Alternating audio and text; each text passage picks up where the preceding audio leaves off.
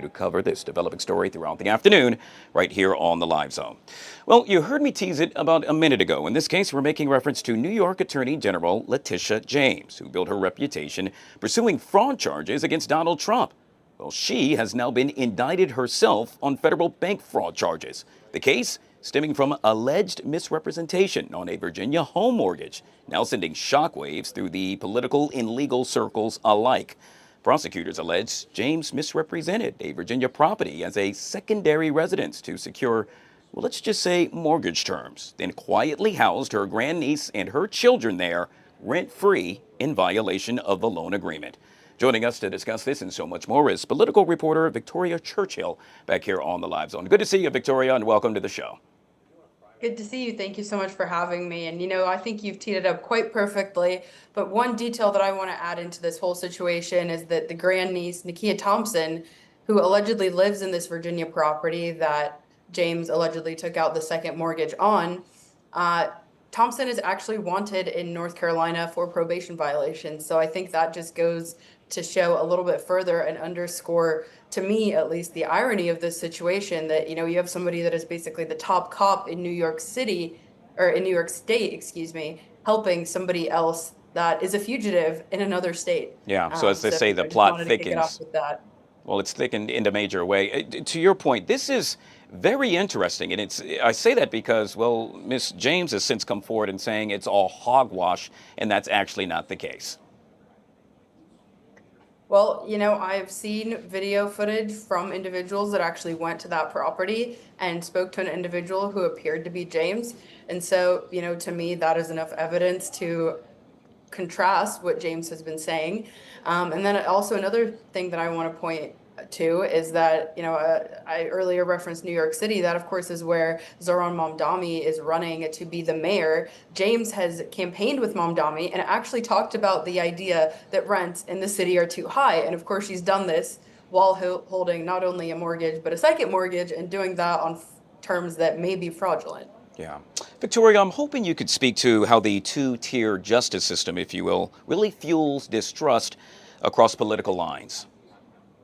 Yeah, it really does. So I primarily, in my role at the Daily Mail, I cover Capitol Hill. Just last week, there was a hearing on something that is called Operation Arctic Frost, where the now Trump administration has basically revealed information to members of Congress that members that I believe it was 8 Republican senators were being spied on by the previous Department of Justice under the Biden administration. And so again, I think that really goes to show that people in top political positions have been targeted by other members of political circles, namely their political opponents.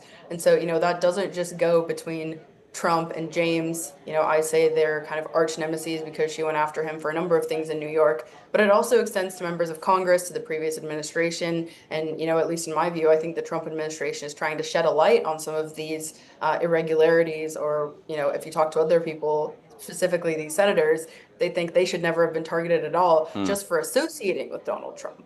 Well, to your point, it now appears as though that we are seeing selective enforcement in politics. If that's happening, it's also fair to say that, quite honestly, our faith in democracy, well, that's corroding. Well, I think that just underscores the importance of the work that journalists like myself do.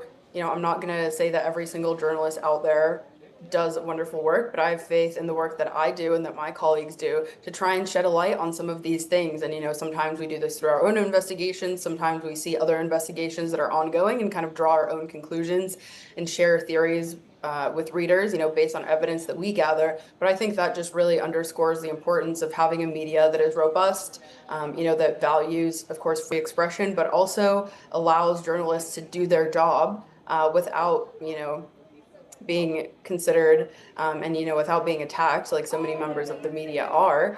And so again, I think that's just really important, because I think regardless of who's in power, you have to be skeptical, you have to be critical, and look at things through a critical lens. I always say that when I was in school, I was taught not how to think, but what to think. And I think that just really goes down to, say, my generation, and even the generation, that's kind of coming up after me. I'm in my late 20s, but I think we even have people that are in their early 20s that were kind of taught the opposite of that. They were taught what to think instead of how to think. And I think, as a whole, that really erodes our society, because they take whatever message their preferred messenger is giving them without thinking about it critically. Staying in the realm of what to think, I will then pose the question with regard to Miss James. What do you think will happen next?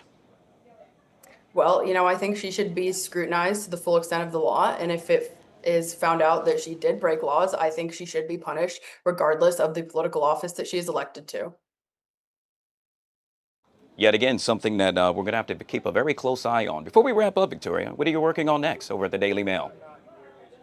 Well, we should have some very interesting stories dropping on the Daily Mail. In terms of Congress, we're looking at some of these, in and outs that are happening with, for example, inter-party struggles, both on the Republican and the Democrat side. A story that we're following closely is that, Senator John Fetterman may be getting some pressure behind the scenes to, in my view, shed an image that he has of being, quite independent, obviously still having that D letter next to his name, but siding with Republicans on things like, this government shutdown that you were talking about just before you had me on. He was one of 3 Republicans that actually voted to keep the government open. And so, he may be being targeted by some folks back home, which again is interesting because a lot of them are members of Congress who Sure. are currently in, and so they kind of have to work with him in his current role. And then we've also got a very interesting story coming out in the next few hours about the White House, so definitely stay tuned and follow me on my social media platforms. I'm Victoria Snitzer Churchill on just about everything, and stay tuned for when that story comes out. Yet again, you heard her say it herself. Victoria Churchill joining us right here on the Live Zone. I truly appreciate your time. Thank you so much for having me. Hope to be back on again soon.